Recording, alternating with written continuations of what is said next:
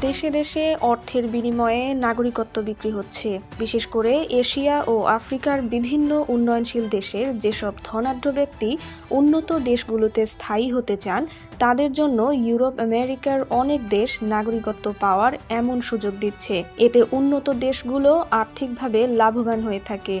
এমন দেশের তালিকায় যুক্তরাষ্ট্র আগে থেকেই ছিল। পুরনো সে কর্মসূচি বাতিল করে নতুন কর্মসূচি ঘোষণা করেছে ডোনাল্ড ট্রাম্পের প্রশাসন। অভিবাসন নীতিতে বড় পরিবর্তন আনার ঘোষণা দিয়েছেন যুক্তরাষ্ট্রের প্রেসিডেন্ট ডোনাল্ড ট্রাম্প। তার ঘোষণা অনুসারে যুক্তরাষ্ট্রের নাগরিকত্ব পেতে হলে গুনতে হবে 5 মিলিয়ন বা 50 লাখ মার্কিন ডলার, যা বাংলাদেশি মুদ্রায় 60 কোটি টাকার মতো। ওই পরিমাণ অর্থ দিলেই মিলবে গোল্ড কার্ড, যা সে দেশের নাগরিকত্বের প্রমাণ।